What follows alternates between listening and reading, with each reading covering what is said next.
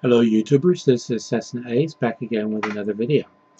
If you are one of the people who took part in the poll of the previous video, I wish to thank you because participation in that poll was much higher than, or greater than I thought it was going to be. The people who normally comment to my videos commented to that video, but I heard from a lot of people who don't normally comment to my videos. So if you're one of the people who commented to that video and took part in that poll, which you had to comment in the comment section to do, then I thank you. Now on to this video. I don't know that you could call the subject matter of this video near-death experiences. You could certainly call them "you survived that" experiences. I'll tell you the experiences and let you determine what they are for yourself. Flashback, the year 1958, the year I was born. Now, my dad was in the Army. He was in the chaplain corps. Whenever he won't talk about what he did in the Army, but whenever I think of what he did in the Army, I think of Father McCahey on the television series MASH because he was in the chaplain corps. Well, anyway, my dad served in Korea and Vietnam. We were forever being given shots. Inoculations against everything you can think of. Booster shots. Every time we went overseas, we had to get another set of shots. And this, that, and shots. With the exception of polio, everything I was inoculated against, I got. If I was exposed to it, I got it. And that is pretty much held true throughout the remainder of my life. If I'm exposed to it, I get it. Well, I got measles, mumps, chickenpox, strep throat, scarlet fever. Now the thing about scarlet fever is your temperature goes so high that if it's not treated quickly enough, it could lead to seizures, which you'll have for the rest of your life, permanent brain damage, even death. And the threshold for that is about 105 degrees, and you have to really start worrying about that happening. Well, I knew I had scarlet fever as a baby, so years later I asked my mom about it, and she said, well, you don't have anything to worry about. We caught it really early. They started giving you drugs to lower your temperature really soon. So I said, well, what was my temperature when they started treating it? And she said, well, it was at 103. And of course, being curious, I asked her, what was it, how high did it peak before it started going down? And she said, well, before your fever broke, you peaked at 105. Well, that has a possible explanation for many things that have occurred, and I'll tell you about them in a minute. Flash forward a couple months. Riding in my parents' car. It was either a 57 Chevy or a 58 Chevy. It was fairly new. I was fairly new. And cars back then weren't like they are now. For one thing, you didn't have child safety restraint seats. A lot of cars didn't even have seat belts, or as they were initially referred to as safety belts, until some genius figured out that safety didn't sell, so they changed the name to seat belt. But anyway, this car had bench seating as opposed to bucket seats. So if it did have seat belts, it had 3 in the front and 3 in the back. But I don't recall whether it had seat belts or not. Now what happened was, my dad was driving, my mom was sitting right next to him, and she was holding me in her lap with her arms around me. Not sufficient. But don't blame my mother, because as I said, cars back then, most didn't even have seatbelts.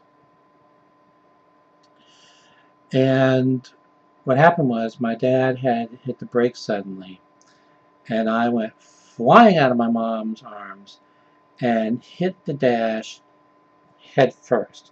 Now, there's a thing with babies, they're not always, their skull is not always fully closed when they are born. I can't remember what that's called, but I wasn't. In fact, at the time of this accident, my skull still hadn't completely sealed. And I went flying head first into the car radio. Now, cars now, if it doesn't sound too oxymoronic, have curved edges on the dash. Curved edges. And everything's padded. And you don't have sharp protrusions coming from the dash. Well, that was a different era. I went head first into the car radio. The car radio, both the tuning knob and the power on, off, and volume knob, both had these things that went around behind the knob that protruded it out, and they had sharp, pointy things. And that's what I went head first into. Wound up having to have surgery, emergency surgery. They put in stitches from about here all the way down. And I don't remember it, but my mom said I screamed bloody murder. Anyway, I always had thick, bushy hair growing up in high school and so forth. So covering it was easy because all I do is whoosh, it was covered. But as you can see, my hair has thinned out. So whenever I go to the supercuts, well, 9 times out of 10, the person cutting my hair, which 100% of the time is a woman, will say, you know, you've got this section going down your skull all the way down, and there's no hair there. So then I have to tell that story. Well, flash forward, I'm in university. Not only am I in university, I'm in the ROTC program. Now, the ROTC program at this particular university, not like it is in every school that has ROTC program, the first year after that you can opt out. Some schools that have an ROTC program, you can't.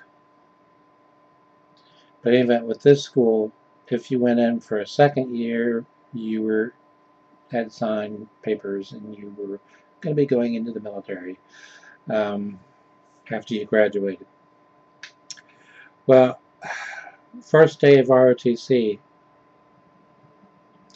they had us out on the parade ground, and we were learning how to parade around the field. And our commanding officer said, since each of you will have to learn how to take command, we're going to have each of you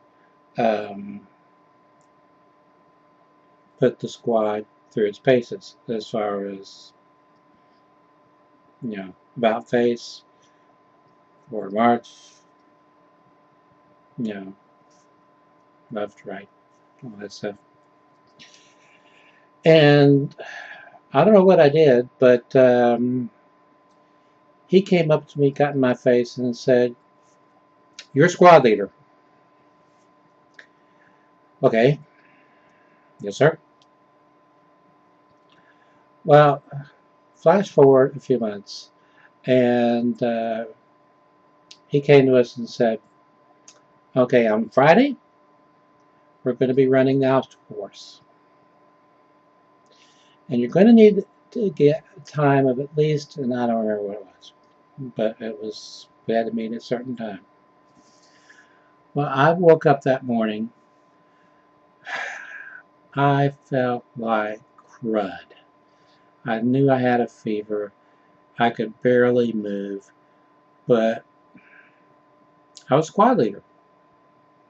So I got dressed in my fatigues, and I went down there and reported for duty, and I went to my commanding officer, obviously, and so I just wanted to let you know that I woke up. I've got the fever.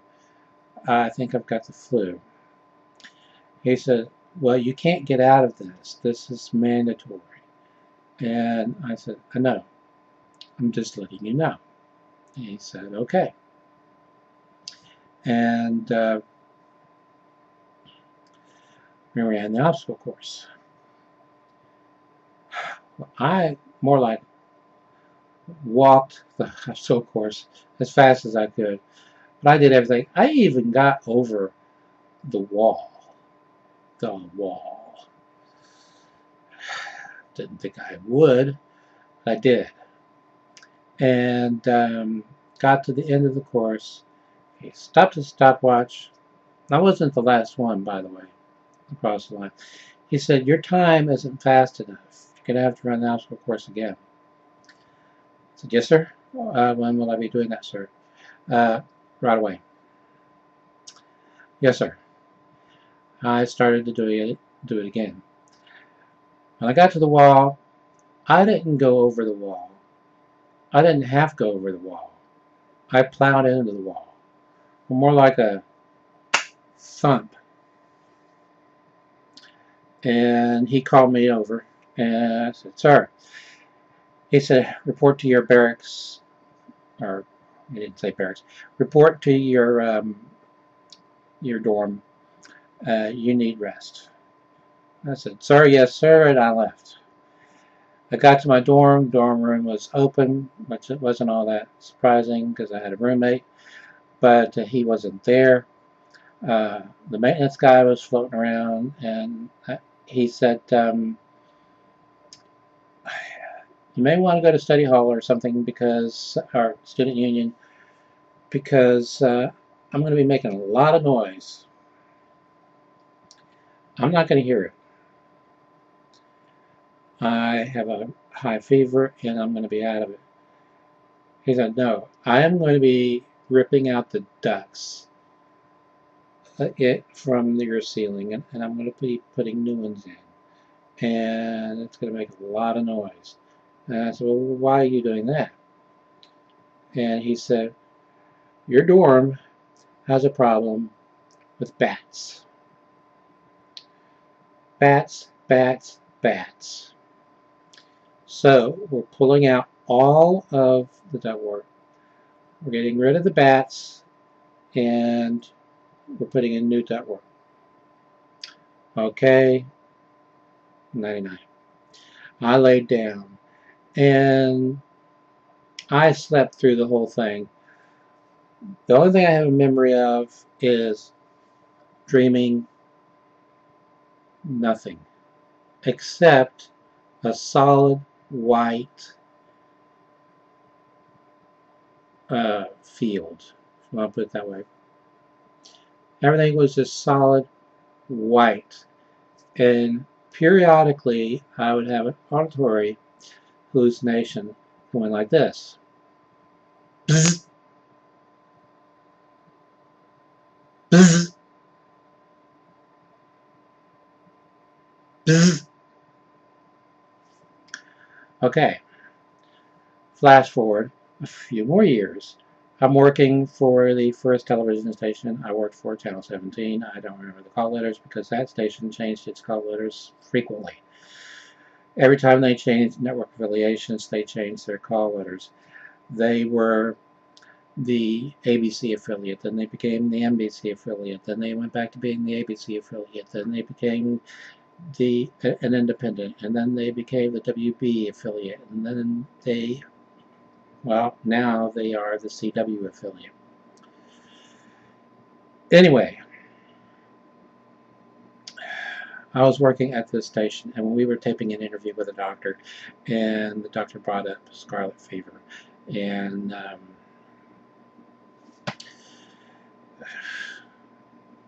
so I talked to my mom again. She said, well, no, we caught it early. Well, I was working for the second television station I was working for. I worked at the first one 2 years, and the second one 5 years, and the last one 15 years before I had to retire for health reasons. I was working at the second television station, and I had to call in sick, and I was in bed, and I just slept, and all I dreamt was this white field, white everywhere, like outer space except no stars and everything white instead of black. Bzz. Bzz. Bzz. Flash forward to the third station I'm working for. I woke up feeling like crud, and I knew I had a high fever, and I could barely move. I called my boss, chief engineer, and told him the situation, and he said, "You can't call in sick today. We need you. We're short-handed." I said, "I don't know what the use I'll be to you, but we'll find something for you to do." So I went in there, worked master control, and the thing about master control is they did not want you leaving master control or the tech center area. You had to stay in that area. Tech center was right next to master control, and that is where you controlled all of the satellite dishes and microwave dishes from tech center. And when there wasn't a tape person on duty, it was master control operator's responsibility to handle tech center. And well, I have some interesting stories about that. But anyway, I went in and I worked. I didn't think I was going to make it. And I hit prime time, which is 5 hours after I got there. Got there at 3 and then hit prime time at 8. The thing about prime time is you only have commercial breaks every 20 minutes, 30 minutes, depends on the show. I checked the Twix, and first break wasn't going to be hitting for about 25 minutes. So I went and I laid down in the shop area, which was a no-no, but I just wasn't going to make it. And I couldn't lay out in the hall between the two, the shop and master control, because everyone who went by would have seen me there. But I lay just by the door, and from there I could hear not only the phones that were in the shop, but the phone that was in master control. I had the RTS, which is our communication system, turned up, and you have all talk, where you can talk to everybody, and you can talk to 1 or 2 people individually, or you had all listen. I had it on all listen. I had it cranked up a little bit so that I could hear the RTS. If anybody tried to call me on the RTS, I was going to hear it. If anybody was talking about me on the RTS, I was going to hear it. And I had the Fluke to worry about, which was the system NBC used to communicate with network affiliates as far as upcoming special reports, and that was a joke because frequently they would come up with, the following is an NBC News special report. Beep, beep, beep, beep. You go to the fluke. Stand by for possible special report. Thanks a lot. But anyway, I could hear the fluke from where I was, and also if they take control of one of your receivers, satellite dishes, they would fluke you. Stand by. We're taking control of receiver 3R. Beep, beep, beep, beep. And you might be using 3R to tape something or to feed something in the newsroom or whatever. But if they were taking 3R, they were taking 3R and you had no control over it. Okay. There's this one guy in our department, troublemaker. And he said he was my friend. But every time he went by me, lying there on the floor, it was, he's faking. The next day, I tried to call in sick again, and they said, no, you can't. We're short-handed. And I said, okay, I'm just going to lay here for a couple more hours, and then when it's time for my shift, I'll be there. And I don't know how it got back to an ex-girlfriend of mine, who by then was best friends with my wife. I also had an ex-girlfriend living across the hall from me in that apartment.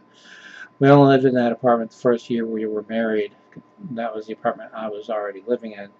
And then we bought this house.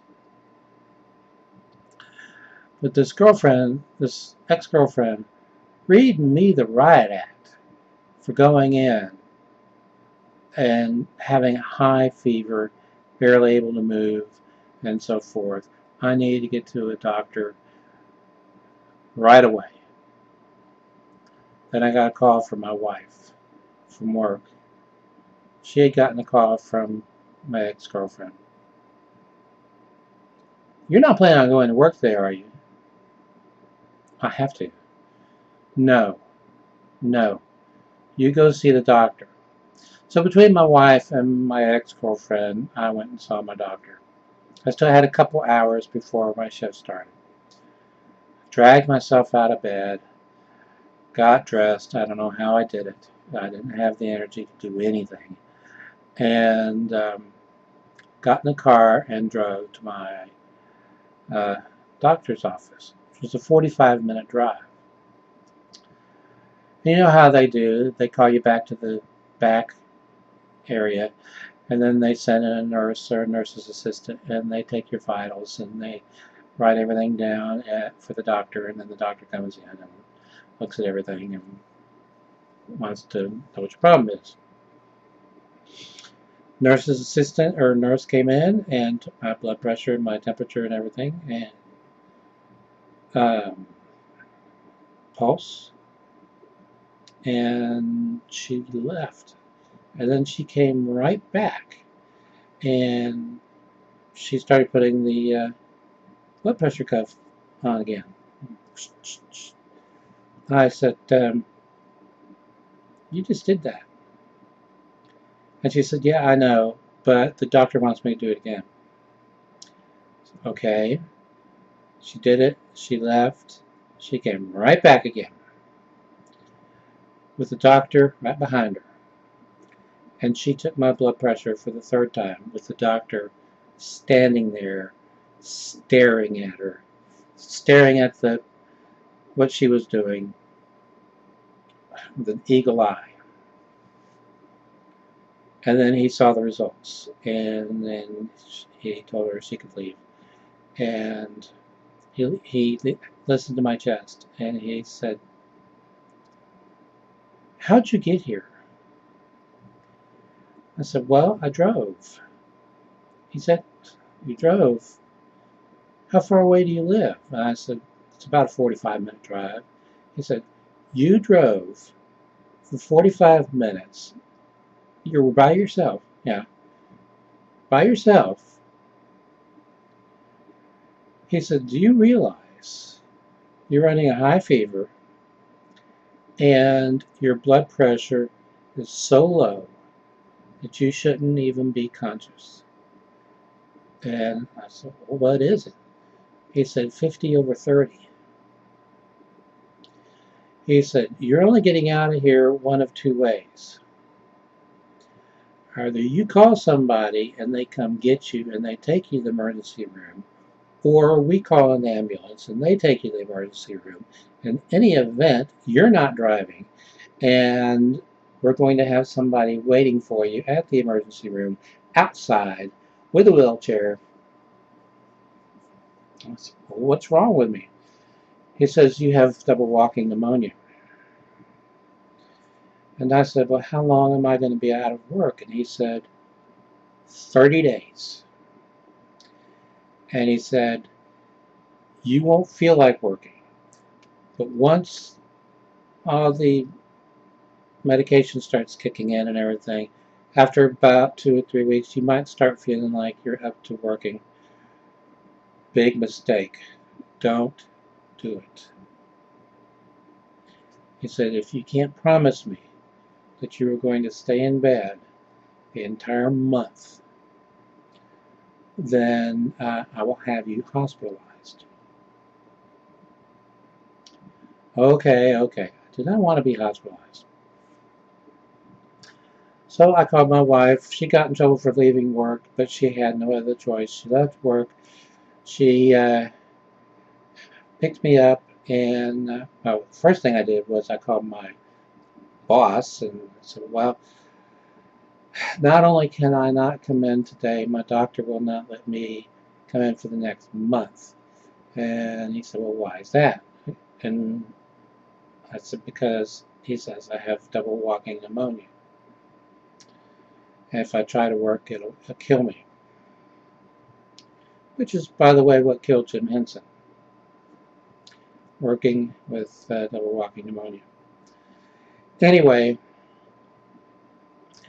my wife came, she got me, got in the car, we got to the emergency room, and they were waiting outside.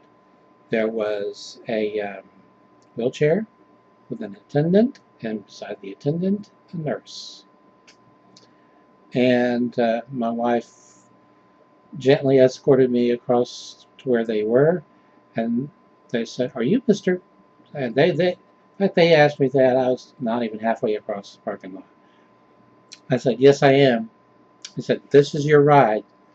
And they ran me inside, checked me in real fast, and next thing I knew, I was in a room, emergency room, the hot room, as a matter of fact. And when they told me I was in the hot room, I said, what's the hot room? I said, you see all this? This is resuscitation gear. If you go into cardiac arrest, anything like that, that's what that's for. That's why this is the hot room. You get the hot room. Okay. Well, after I returned to work, and nobody had any sympathy for me whatsoever. In fact, this one woman who generally tried to make my life a living hell, first thing out of her mouth was, about time you got back. You know how busy we've been? Now, shortly after that, another engineer came down with double walking pneumonia. He probably got it from me when I was forced to work that first day with fever. How long was he out? A month, 30 days. And the same woman did what she always did when somebody else was in the hospital or out sick for a long period of time, except for me.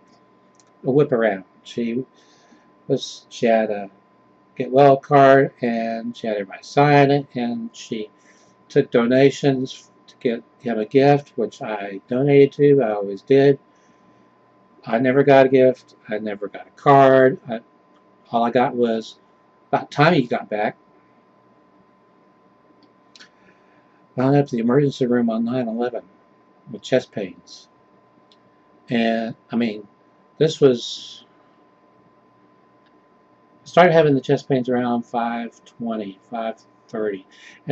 But I was trying to make my way through it. And then around 5:45 or so, I collapsed. I mean, I just, on the floor.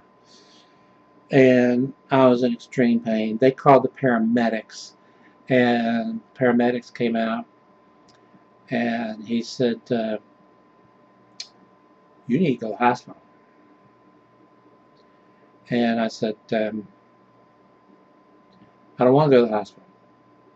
You have to go to the hospital. If I go with you, my car will be stuck in the parking lot for who knows how long. I'll drive myself. No. Big mistake. Because, well, I had to sign all kinds of waivers saying I was refusing to be transported. I got there, and they said, you've got gallstones. That doesn't sound life-threatening. So, well, but the way yours are positioned are, because when they break loose, and they will break loose, they're not going down. They're going up. And when they go up, they're either going to cause an immediate heart attack or a brain aneurysm. You need surgery. Toot sweet. So they scheduled the surgery. I had the surgery. I recuperated from the surgery. Which didn't take long, I don't think. But as I remember, got back. This woman, first thing she said was, you don't plan your illnesses very well. I've never hit a woman, but she tempted me more times than I could count. But anyway, after the double walking pneumonia, whenever I would get a fever, and sometimes when I would not get a fever, when I get a fever, white field, bzz, but whenever I would have the bzz, the inner part that's inside my outer body would shift like this, real fast. And it would always be in sync with bzz, bzz, bzz.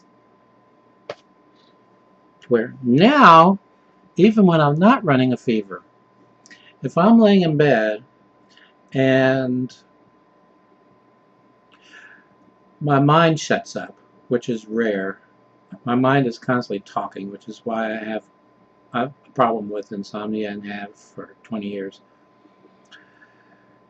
If my mind shuts up and it's totally quiet, so a situation like that I pointed out in one of my paranormal videos, or a paranormal video, I can't remember if I've done one or more than one. When my mind shut up, I was lying on my left ear, and I heard in my right ear, Mark, Mark, Mark, Mark, Mark. And then it started to dawn on me I was hearing my name, and I was the only one in the house. And I did this, and it's quiet. But anyway,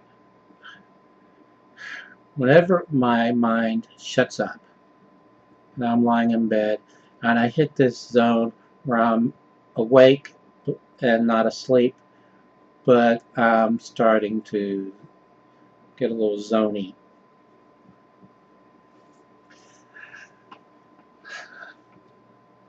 Bzz. Bzz.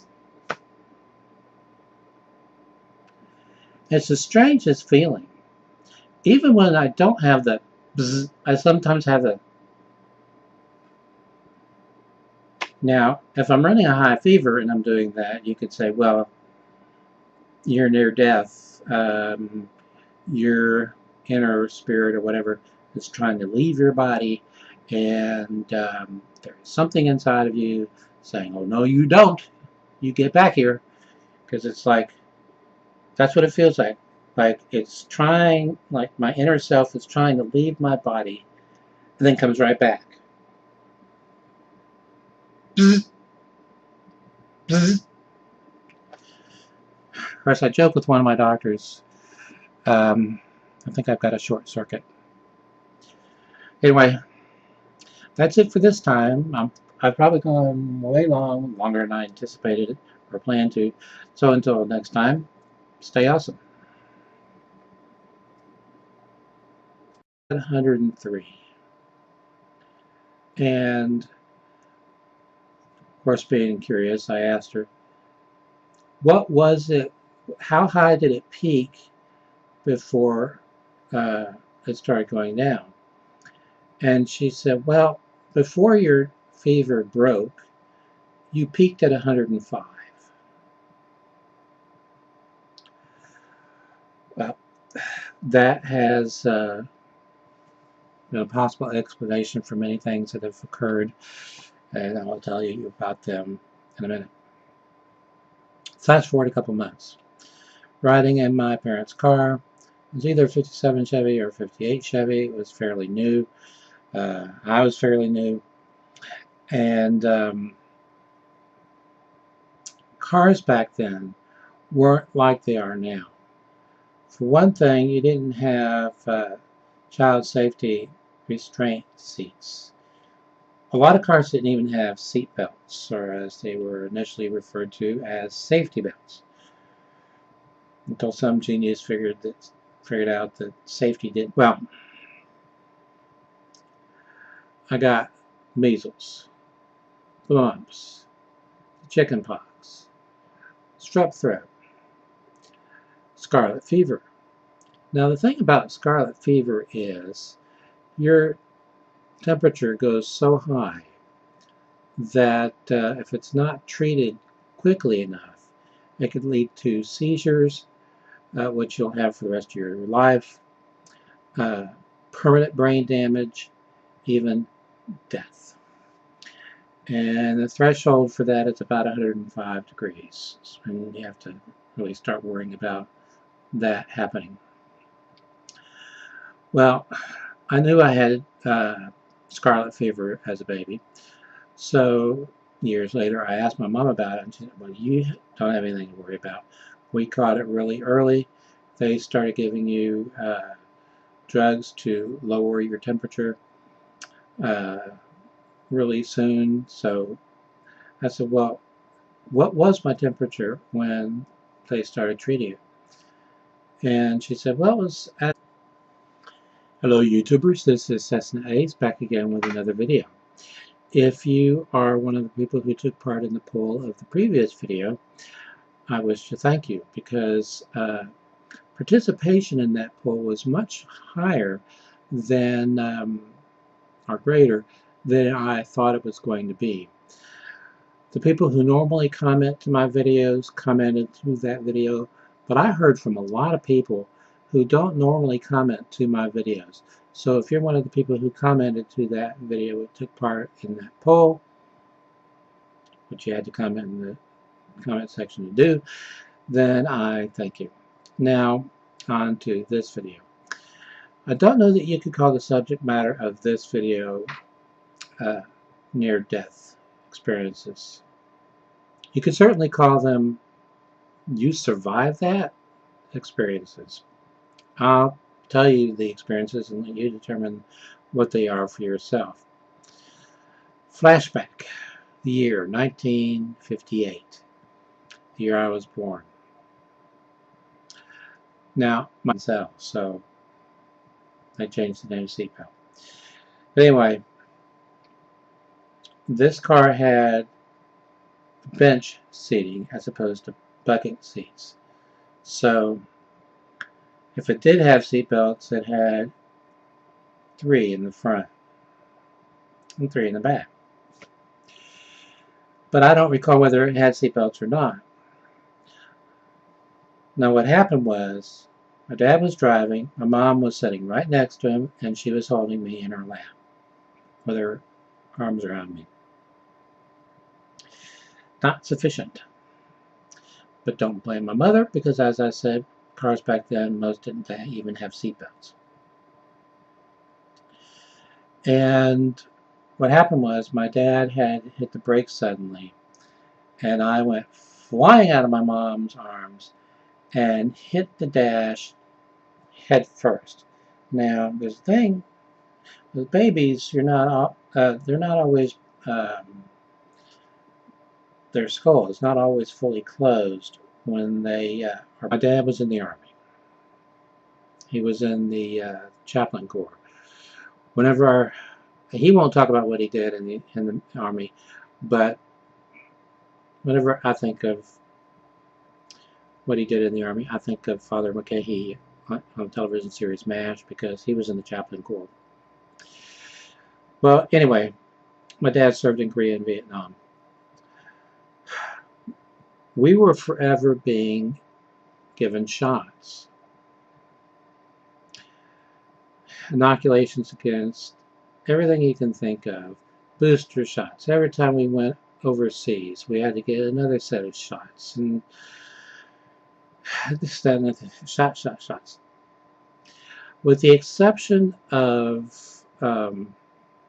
polio, everything I was inoculated against, I got. If I was exposed to it, I got it. And that is pretty much held true throughout the remainder of my life. If I'm exposed to it, I get it.